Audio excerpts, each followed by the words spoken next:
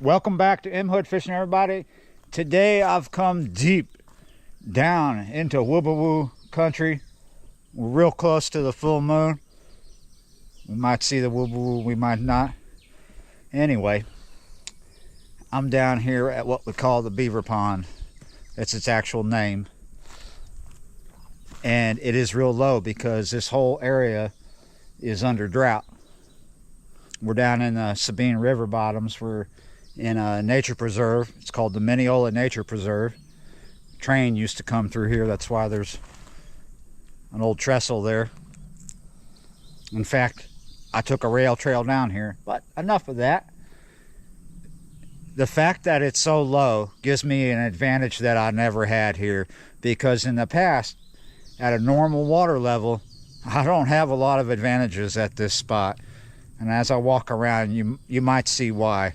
But because we're in a drought, I can get more access, and that's why I'm here. And there is something in my back pocket that you always should have in your back pocket when you're fishing this. Because there's fish. If your buddy is fishing with you and he's a greenhorn and you don't have that much respect for him, or you just want to play a really bad joke on him, when he gets that shoe pick, tell him to lip it. Yeah, but I'm not going to lip it. I'm going to use these.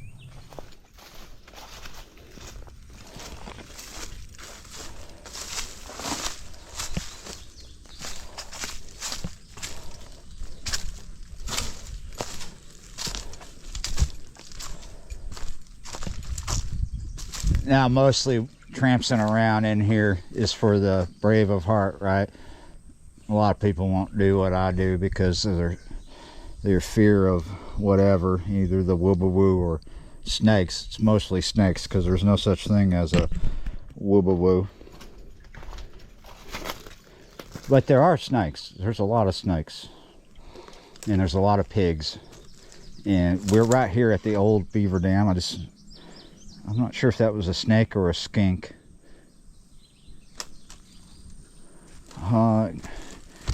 May have been. Oh, look at that.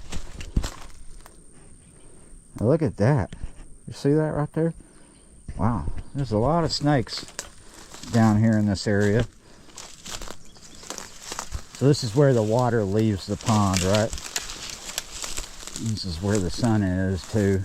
Look at all that life. There's a lot of bait here. And it's kind of shallow, whereas the pond behind us is a lot deeper than this.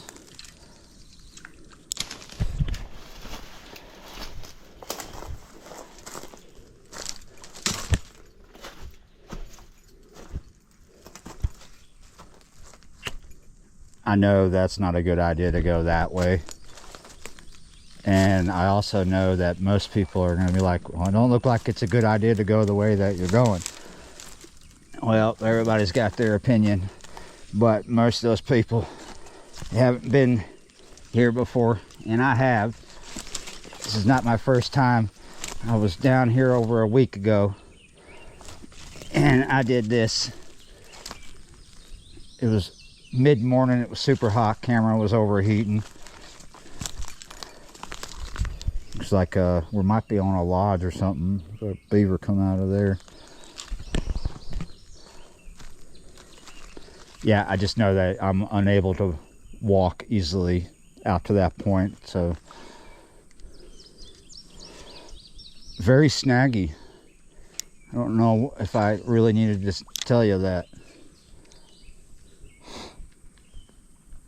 So we're gonna fish this crack and crawl. It's a June bug in the margins, weightless, on a 4/0 Gamakatsu, because shoe pick will hang out in these areas. And it is about 6:30. Sunset is about 8:30, so we have a bit of time to kill. So we're looking for a reaction strike right now.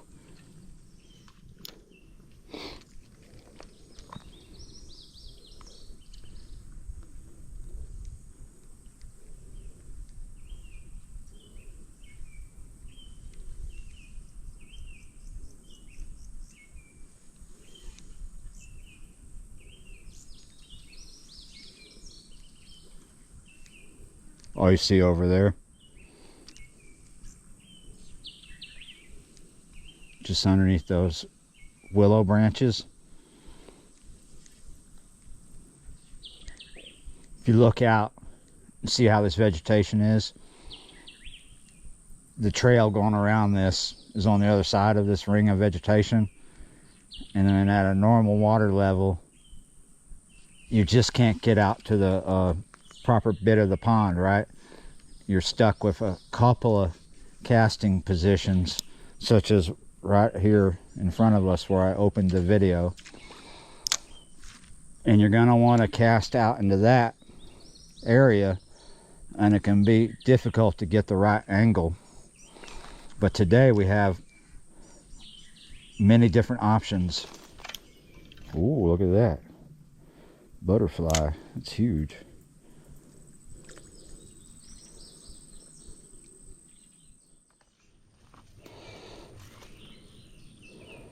See the snake?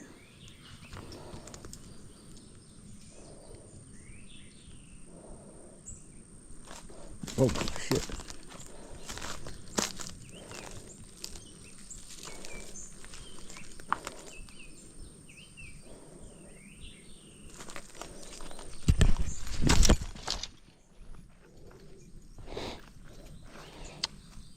There are some things kicking up right here still, but what are they?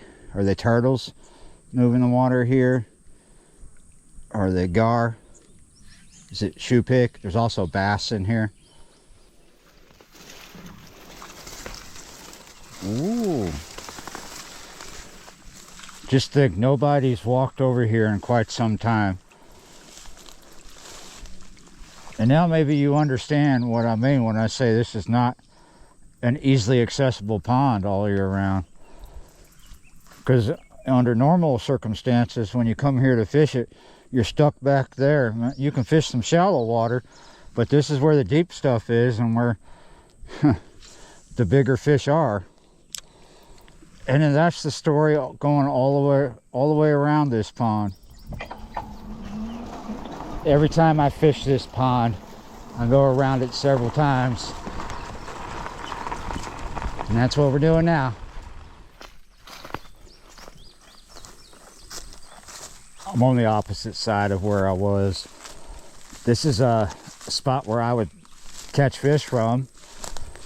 Like I said, there's not too many during regular times, maybe 3.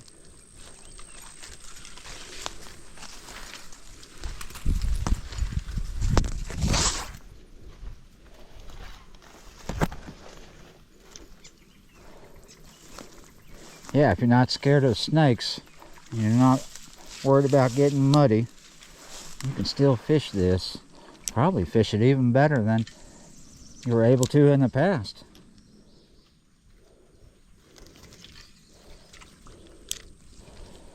Probably shallow right there.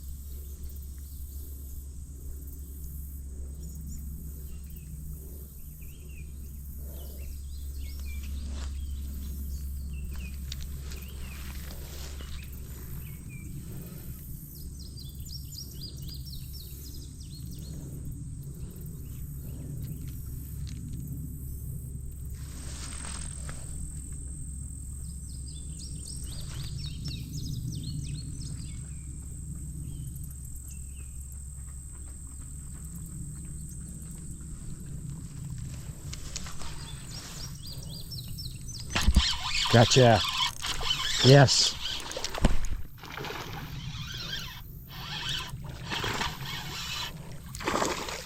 This one's gonna be super easy.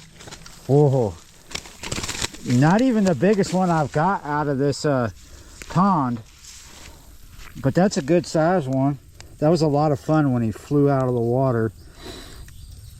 I remember I needed to call upon a lot of patience to fish this pond. It would feel like it wasn't going to happen, right? Sit here, go all around it for an hour, and then all of a sudden, boom, it happens. There's a lot of them in there. That's what I would call a small shoe pick, bowfin or grinnell.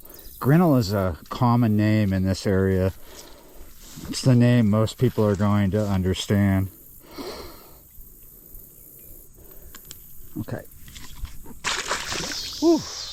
Normally, I wouldn't quit with this much light, but there is a curfew here, and we're just right on top of it. This is sunset. You're supposed to get out of here at sunset or be on your way out. And I'm on my way out. I'm looking forward to fishing this. I have always looked forward to fishing this pond, but especially now that it's so low, so much easier to get into spots where I got the first and only fish. I've never been able to cast right there because I'd have to walk through the mud and the water, right? And now I can get to a lot of other places. Yeah. Whew. When you come down here to this pond and you only catch one fish, you shouldn't cry about that, because it's a commitment to come to this pond. It's not easy to get to. You have to walk a good ways from where you parked, and it might be hot because this happens to be Texas. So I'm quite pleased that I got one, and I messed around with a couple others. Yeah, you're right. I will be back. Thank you for watching, and I will see y'all next time.